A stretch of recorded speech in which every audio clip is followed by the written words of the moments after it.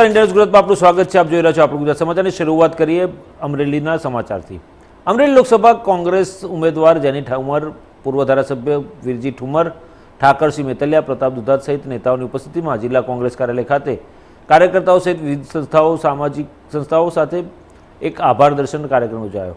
ત્યારે અમરેલી લોકસભાનું ઇલેક્શન અન્ય રીતે લડવામાં આવ્યું, તાકાતથી લડવામાં આવ્યું. અમરેલીમાં પરેશ ધાનાણીની ખોટ વર્તાઈ ત્યારે 1 મહિના બાદ જિલ્લામાં ભાજપની સરકાર આ સ્માર્ટ મીટર પીછેહટ નહીં કરે, સ્માર્ટ મીટર માટે પીછેહટ નહીં કરે તો આ આંદોલન શરૂ કરવાની પણ ચીમકી ઉચ્ચારવામાં આવી. ગૃહિણીઓ મીડિયા સમક્ષ સ્માર્ટ મીટર લઈને હૈયાવરા ઠાલવી રહ્યા છે. ભાજપ પાર્ટી માટે મોટું ફંડ એની સંસ્થા માટે આ વીજ કંપની પાસેથી લઈ રહી છે અને લોકોના ખિસ્સામાંથી તે ખંખેરી રહી છે. 100% લોકસભા ચૂંટણીમાં વિજય કોંગ્રેસનો જ થવાનો છે તેવો જિલ્લા કોંગ્રેસ પ્રમુખ પ્રતાપ દુધાતે વિશ્વાસ વ્યક્ત કર્યો હતો.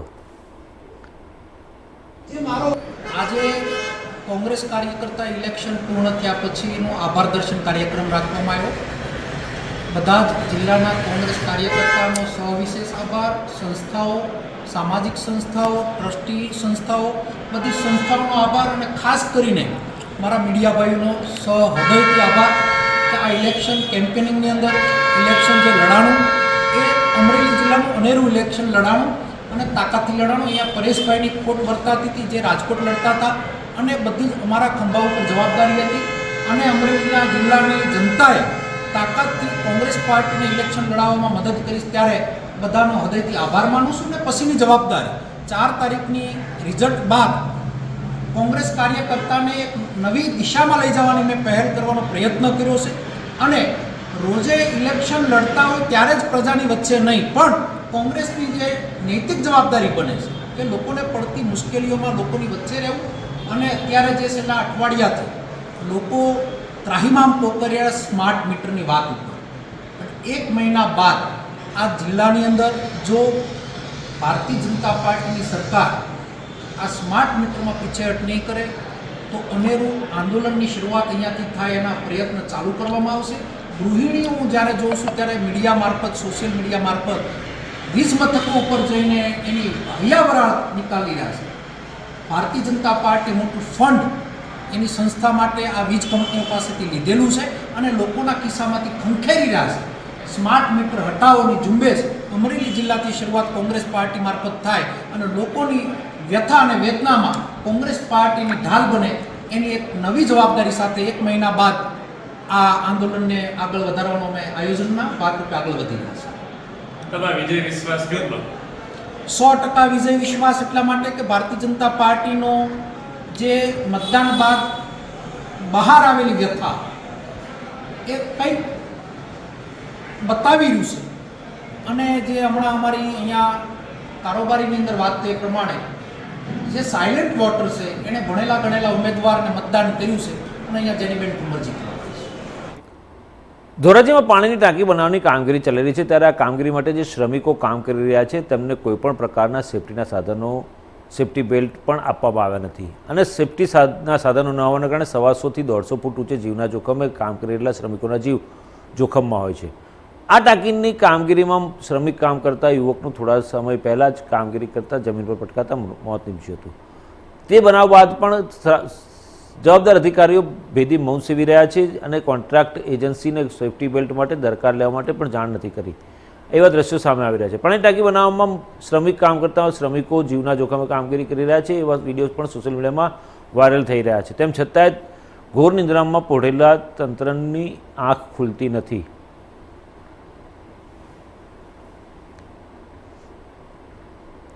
ધોરાજી પંથકના ખેડૂતો એક સાથે ત્યાં તેર તૂટે તેવી સ્થિતિ ઊભી થઈ છે. ધોરાજીના ખેડૂતો એક બાદ એક આકાશી આફતોનો સામનો કરી રહ્યા છે. ધોરાજીના ખેડૂતોની કોરોના કાળના સમયથી હાલત કફોડી બની છે. કોરોનાના કારણે સર્જાયેલા લોકડાઉનને કારણે ટ્રાન્સપોર્ટ સેવા બંધ હોવાને કારણે ખેડૂતોની જણસ એક ગામથી બીજા ગામ જઈ નહોતી શકતી અને ખેડૂતોએ ગોડાઉનમાં રાખેલા માલ વેપારીઓ મફતના ભાવમાં લઈ ગયા.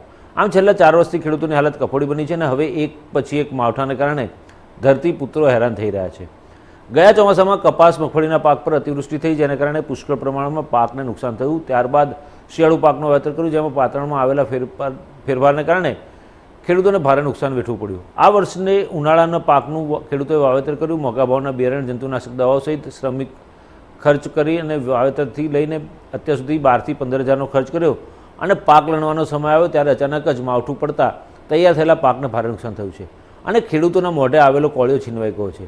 ધોરાજીમાં પડેલા કમોસમી વરસાદથી તલ, બાજરી, જુવાર, મકાઈ સહિતના પાકોને નુકસાન થયું છે. ખેતરમાં પડેલા તલના પથરા લડી ગયા છે, જેને કારણે હવે તલ કાળા પડી જશે. તો ખેડૂતોનું કહેવું છે કે તલ કાળા પડી જાય ત્યારબાદ તેમને પૂરતો ભાવ મળતો નથી અને અન્ય પાકો જે છે તે પણ તૈયાર થઈ ગયા છે, જેની પર પણ વરસાદ થવાથી અને ભારે પવનને કારણે નુકસાન થયું છે. હવે ખેડૂતો સરકાર સમક્ષ સહાયની માંગણી કરી રહ્યા છે.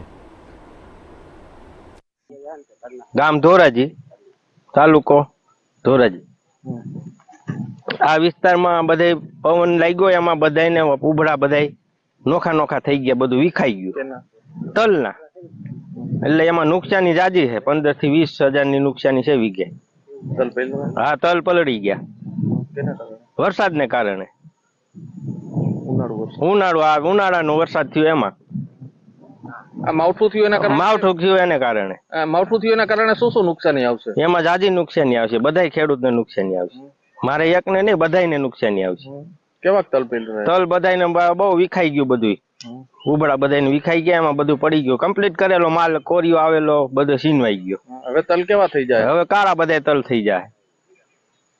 વેચાય ને વેચાય તો ખરા, પણ એ ઓછા ભાવમાં જાય ને. પછી 19 મેથી 23 દરમિયાન મહત્તમ તાપમાન 43 ડિગ્રીની આસપાસ રહેવાની હવામાન વિભાગની આગાહીને પગલે જૂનાગઢ જિલ્લા ડિઝાસ્ટર મેનેજમેન્ટ દ્વારા શહેરીજનોને હીટવેવથી બચવા માટે જરૂરી કાળજી લેવા માટે અપીલ કરવામાં આવી.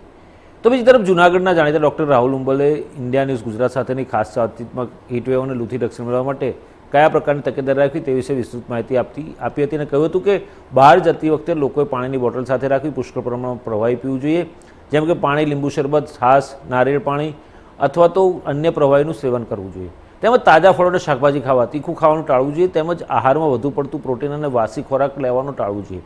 ચા, કોફી અને સોડાવાળા ઠંડા પીણા પર નિયંત્રણ રાખવા જોઈએ. ખાસ કરીને નાના બાળકોને તેમજ વૃદ્ધોને બહાર ન લઈ જવા જોઈએ.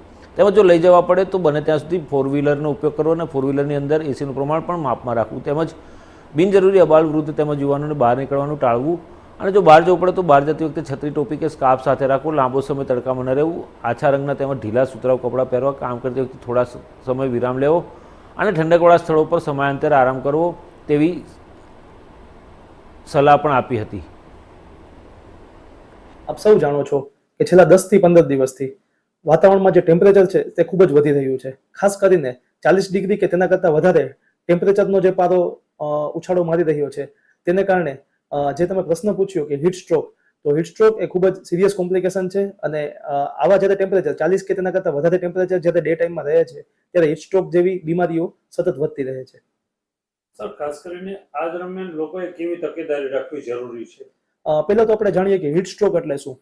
સાદી ભાષામાં કહું કે જ્યારે એટમોસ્ફિયરનું ટેમ્પરેચર 40 ડિગ્રી કે એના કરતાં વધારે હોય એ કન્ડિશનમાં જ્યારે આપણે ખૂબ જ એક્ટિવિટી કરીએ તડકાના સમયમાં, અથવા બપોરનો જે હીટ સ્ટ્રોકનો ટાઈમ છે કે બપોરે 12 થી સાંજના 5 વાગ્યા સુધીના ટાઈમમાં હીટવેવ હોય છે, એ દરમિયાન જો આપણે સ્ટ્રેસિયસ એક્ટિવિટી કરીએ અથવા ઓવર એક્ટિવિટી કરીએ અથવા લોંગ એક્સપોઝર એટલે કે લાંબો સમય તડકામાં સતત રહીએ તો તેને કારણે શરીરમાં જે પાણી હોય છે તે શરીરમાં ઘટતું હોય છે, તેને કારણે ડિહાઇડ્રેશન થતું હોય છે અને શરીરનું ટેમ્પરેચર ખૂબ જ વધી જતું હોય છે.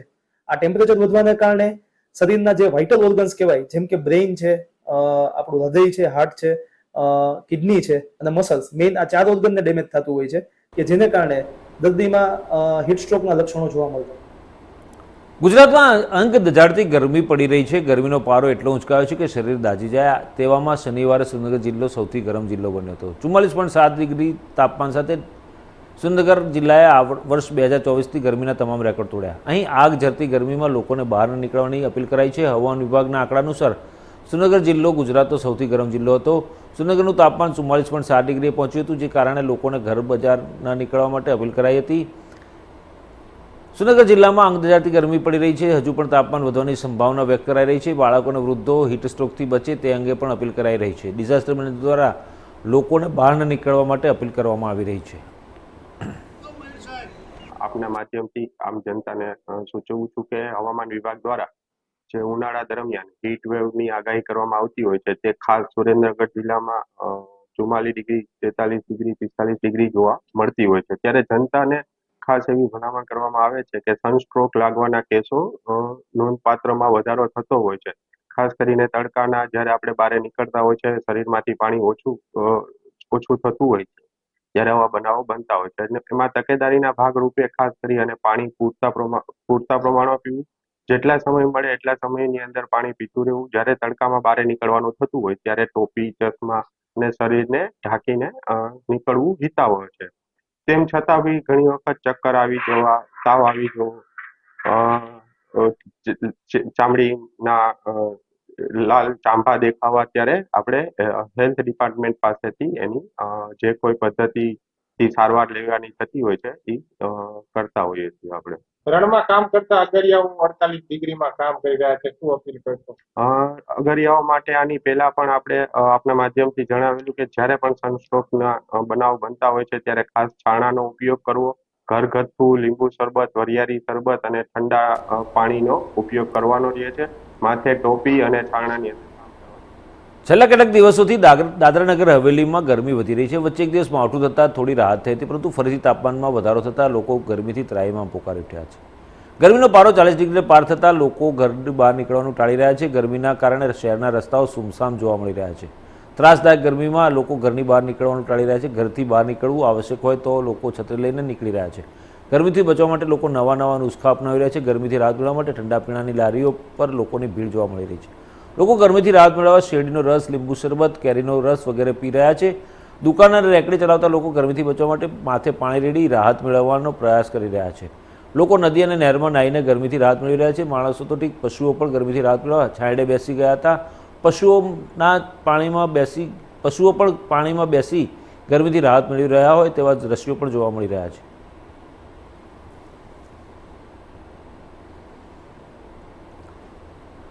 બનાસકાંઠાના પાલનપુર તાલુકાના ખેડૂતો અને ગ્રાહકો સાથે એક બનાવ બન્યો, જેમાં ફર્સ્ટ ઇન્ડિયા નામની વીમા કંપનીમાં 550થી વધુ ગ્રાહકોના કરોડો રૂપિયા ડૂબી જતા ગ્રાહકોએ ચિત્રાસણી ગામની બેંક ઓફ બરોડામાં જઈને હોબાળો મચાવ્યો હતો.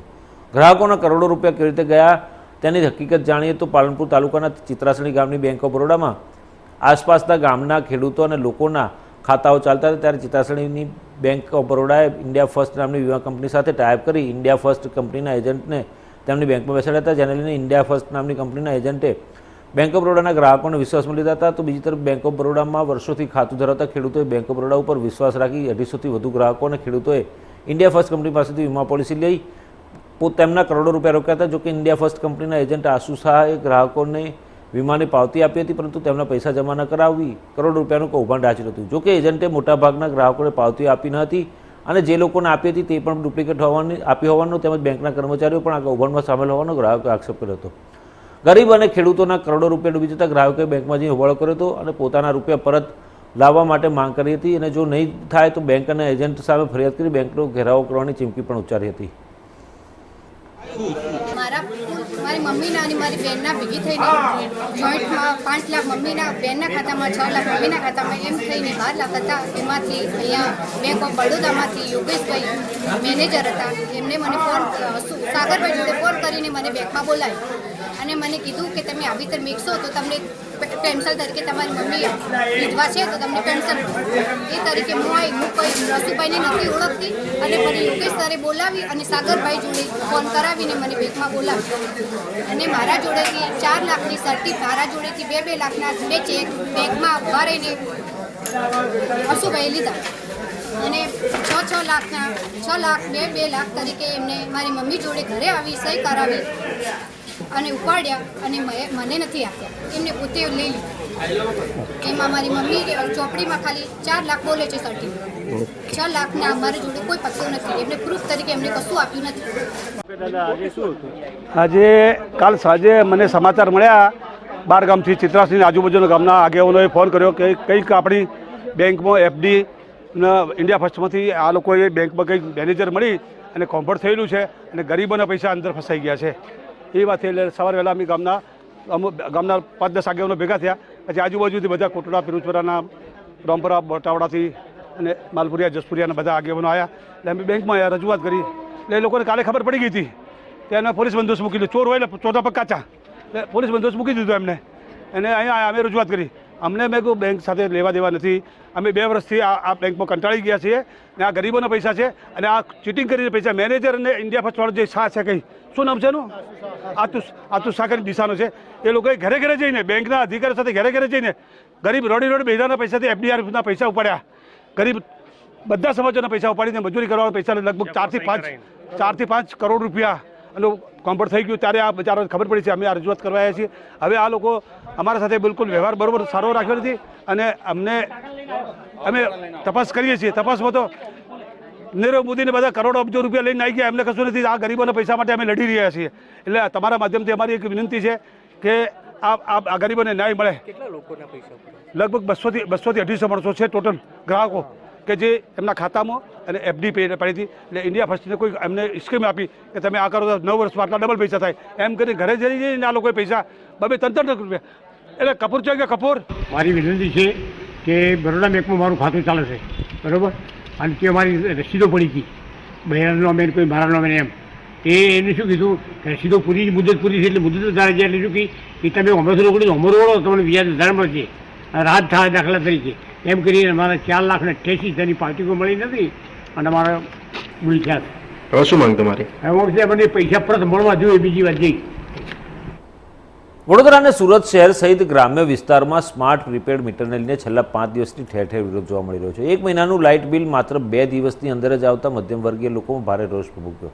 પ્રારંભિક તબક્કે સુરત વડોદરામાં DGVCL MGVCL દ્વારા સ્માર્ટ મીટર લગાવવાની કામગીરી શરૂ થઈ હતી, પરંતુ નવા આવેલા બિલો બમણા આવતા લોકો વિરોધ કરી રહ્યા છે. સુરતમાં વિવિધ સોસાયટીમાં કુલ 11,951 ઘરોમાં સ્માર્ટ મીટર લાગી ગયા છે. જોકે જૂના મીટરમાં પ્રતિ દિવસ વીજ વપરાશનું સરેરાશ બિલ 35 રૂપિયા આવતું હતું, જે સ્માર્ટ મીટર લાગતા 76 થઈ ગયું. જેને લીધે એક સપ્તાહથી લોકો વીજ કચેરીએ વિરોધ કરી રહ્યા છે, જેને પગલે મીટર લગાવવાની કામગીરી પર હંગામી બ્રેક લગાવવાની સત્તાધીશોને ફરજ પડી. ત્યારે સુરતમાં સ્માર્ટ મીટર બાબતે DGVCLના MD યોગેશ ચૌધરીએ પત્રકાર પરિષદ સંબોધી હતી અને તેમાં કહ્યું હતું કે સૌપ્રથમ DGVCL કોલોનીમાં મીટર લગાવવામાં આવ્યા, ત્યારબાદ રિચાર્જ, વીજ વપરાશ, આ તમામ બાબતનું ટેસ્ટિંગ થયું. ટેસ્ટિંગ સફળ થયા બાદ એપ્રિલથી અમે મીટર લગાવવાનું શરૂ કર્યું. લોકોને ખબર પણ હતી કે આ સ્માર્ટ મીટર આવવાના છે. 1 મહિનામાં 10,000 મીટર અમે ચેન્જ કર્યા છે. છેલ્લા 3-4 દિવસથી સોશિયલ મીડિયામાં સ્માર્ટ મીટર બાબતે કેટલીક ભ્રામક વાતો થઈ રહી છે. તેને લઈને લોકોને થઈ રહ્યું છે કે સ્માર્ટ મીટરમાં રિચાર્જ ઝડપથી પૂરું થઈ જાય છે. 1.10 કરોડ સ્માર્ટ મીટર બિહાર, હરિયાણા, મધ્યપ્રદેશ અને ઝારખંડમાં લગાવવામાં આવ્યા છે. સ્માર્ટ મીટરથી રોજનું વીજ ઉપયોગ જોઈ શકાય છે, જેથી વીજ બિલ બચાવી શકાય. આ ઉપરાંત સ્માર્ટ મીટર લાગ્યા બાદ અગાઉના બિલ લોકોએ ભરેલી ડિપોઝિટમાંથી માઇનસ કરવામાં આવે છે. જો ડિપોઝિટ કરતાં વધુ બિલ હોય તો 180 દિવસમાં હપ્તે પ્રતિદિન તે રકમ વસૂલવામાં આવે છે. આ સાથે તેમણે ઘણી માહિતી આપી હતી.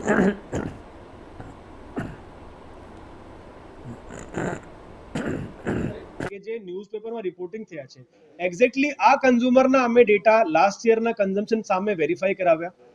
હજી પણ એમાં કોઈ ડિફરન્સ દેખાતું નથી. અમે પુરાવા સાથે તમારી સામે રાખ્યું છે.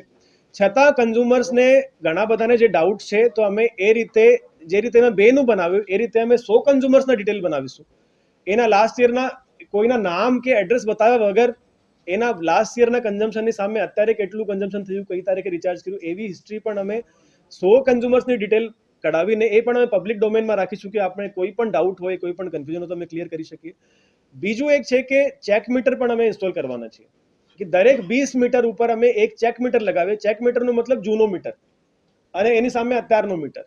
તો એમાં અને એમાં એક ઇક્વિપમેન્ટ બીજા કરતાં ડિફરન્ટ હોય તો માઇનર ડિફરન્સ 1-2% આવી શકે કે 30 દિવસમાં એક 300 યુનિટ કેલ્ક્યુલેટ કરી, બીજો 298 કરી કે 302 કરી, આટલું માઇનર ડિફરન્સ આવી શકે. અધરવાઇઝ એ ચેક મીટરથી પણ અમે ડેટા પબ્લિક ડોમેનમાં રાખીશું કે દરેક 20 મીટર ઉપર એક જૂના મીટરની સામે નવું મીટર લગાવ્યું છે.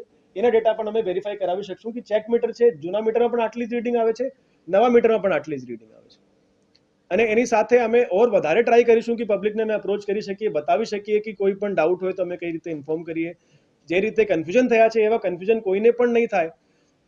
અને જે સ્માર્ટ મીટરના બેનિફિટ્સ કન્ઝ્યુમરને પણ છે અને કંપનીને પણ છે, બંનેને બેનિફિટ્સ છે over the period of years આપણે બધાને મળે. ગુજરાત ઘણી બધી ફિલ્ડ્સમાં દેશમાં વધારે સિરમોર રહ્યું છે. અત્યારે કન્ટ્રીમાં 1,10,00,000 મીટર લાગી ગયા હોય, આપણે તો અત્યારે શરૂઆત કરી છે. સુરતમાં 12,000 મીટર લાગ્યા છે.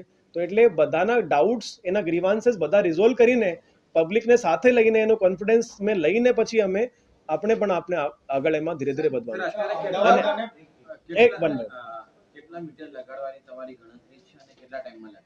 અત્યારે અમે લાગે તો હજી સુધી 12,000 છે. શરૂઆતી ફેઝ છે એટલે કોઈ પણ પ્રોબ્લેમ નહીં આવે, એટલે શરૂઆતમાં સ્પીડ સ્લો રહે છે. અમે ટાર્ગેટ એવું કર્યું છે કે નેક્સ્ટ 1.5 સાલમાં 17 થી 18 લાખ મીટર અમે રિપ્લેસ કરી શકશું, જેટલી અમારી તૈયારી એમાં સ્ટોપ નહીં કરવાયું. એમાં અત્યારે અમે એ જ કર્યું છે કે પહેલા અમે બધાને પ્રોપરલી ઇન્ફોર્મ કરી શકીએ, જે પણ ડાઉટ છે રિઝોલ્વ કરાવી શકીએ. અને એમાં એક એ પણ લીધું છે, આજે પણ અમારી ડાયરેક્શન પણ આવી છે અમને, કે શરૂઆતમાં અમે સરકારી કનેક્શન્સના પહેલા લેશું. કે એવું થાય કે તમે પબ્લિકમાં પહેલા લગાવો, સરકારી કનેક્શન નથી લગાવતા, એટલે અમે નેક્સ્ટ વીકથી પહેલા બધા સરકારી કનેક્શનમાં લગાવશું. સરકારી કનેક્શનમાં પણ પ્રીપેડ મોડમાં સ્માર્ટ મીટર લાગશે, એ પણ સરકાર પણ પ્રીપેડમાં પે કરવાની શરૂ કરી છે. ત્યાં પણ જે પબ્લિક ઓફિશિયલ્સ છે એ બધા પણ વેરીફાઈ કરી શકશે, અને પછી અમે સ્લોલી ફરીથી રેઝિડેન્શિયલ સેક્ટરમાં શરૂ કરીશું. વલસાડ જિલ્લાના ઉમરગામ તાલુકા વિકાસ અધિકારી સામે તાલુકાના કેટલાક સરપંચોએ ધારાસભ્ય રમણ પાટકર સમક્ષ રજૂઆત કરી હતી. ઉમરગામ તાલુકા વિકાસ અધિકારી તરીકે ફરજ બજાવતા પઢિયાર જિલ્લા કેટલાક સમયથી સરપંચોને અનેક એનકેન પ્રકારે પરેશાન કરી રહ્યા છે અને ગેરરીતિ પણ આચરતા હોવાની સરપંચોએ ધારાસભ્ય સમક્ષ રજૂઆત કરી હતી. તેથી ઉમરગામના ધારાસભ્ય રમણ પાટકરે પણ સરપંચોની રજૂઆતને ધ્યાનમાં લઈ આચારસંહિતા પૂરી થયા બાદ તાલુકા વિકાસ અધિકારી પઢિયારના વિરોધમાં સરકાર સમક્ષ રજૂઆત કરી તેમની બદલી અને તેમના વિરુદ્ધ કાયદેસરની કાર્યવાહી કરવામાં આવે તેવી માંગ પણ કરવામાં આવશે એવું ખાતરી આપી હતી. જોકે અત્યારે આચારસંહિતા ચાલી હોવાથી તેઓ આગળ કંઈ કાર્યવાહી કરી નથી રહ્યા, પરંતુ આચારસંહિતા પૂરી થયા બાદ ટીડીઓ વિરુદ્ધ જરૂરી પગલાં ભરવામાં આવે તેવી સરપંચોને ખુદ ઉમરગામના ધારાસભ્ય રમણભાઈ પાટકર સમક્ષ માંગણી કરી રહ્યા છે. આમ રાજ્યના છેવાડે આવેલા ઉમરગામ તાલુકામાં તાલુકા વિકાસ અધિકારી સામે આક્ષેપો થતાં જિલ્લામાં ચકચાર મચી ગઈ છે.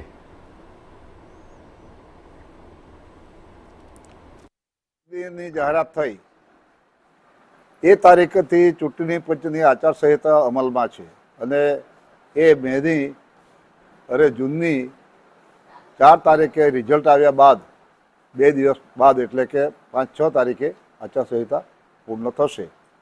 એટલે સાથે સાથે કે તાલુકા વિકાસ અધિકારી આ તાલુકાની અંદર ખૂબ જ મોટા પ્રમાણની અંદર લેતી દેતી કરે છે, અને સરપંચો એમાં હકારાત્મક આજે જવાબ એ લોકોએ આપ્યા છે.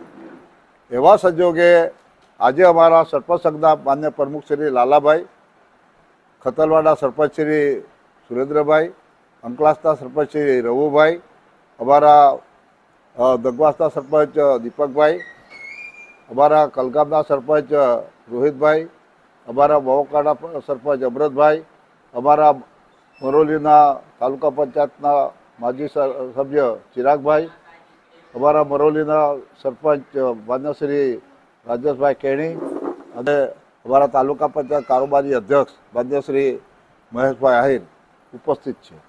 અને આ બધા ઉપસ્થિત છે ત્યારે સ્વાભાવિક રીતે આ સાચી હકીકત જાણવા માટે મેં કોશિશ કરી, અને એમાં બધા જ હકારાત્મક છે કે ભાઈ ટીડીઓ બરાબર કામ કરતો નથી, વિવાદિત મુદ્દાઓ ઊભા કરે છે. 157ની કલમ હેઠળ એના બુકો એમને મળેલા અધિકારીઓ બધા સીનવા જાય એ પ્રકારની એક્ટિવિટી છે.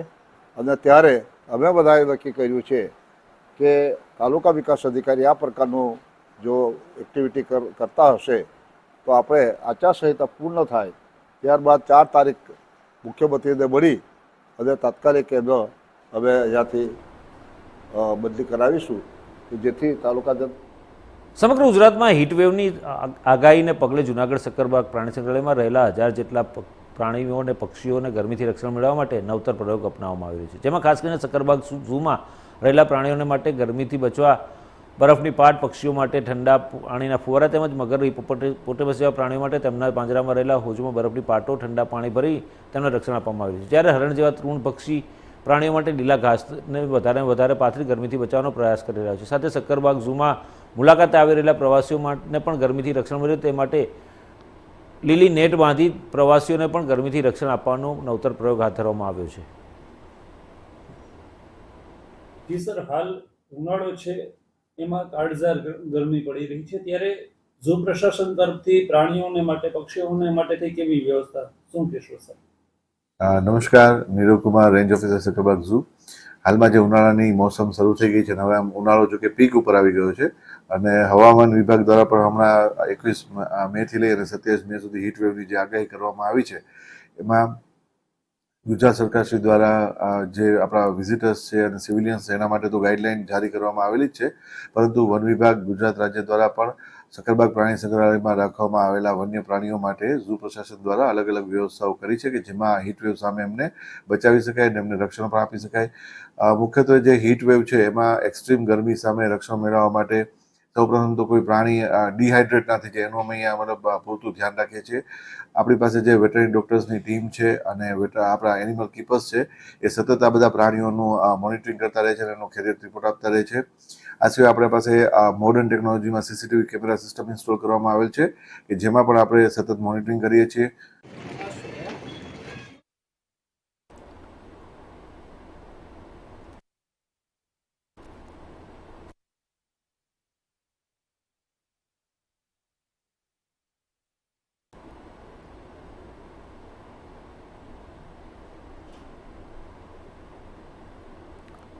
આપણું ગુજરાતમાં 13 બસ આટલું જ. વધુ સમાચાર અપડેટ્સ માટે જોતા રહો ઇન્ડિયન ન્યૂઝ ગુજરાત, ગુજરાતી ધડકન. નમસ્કાર.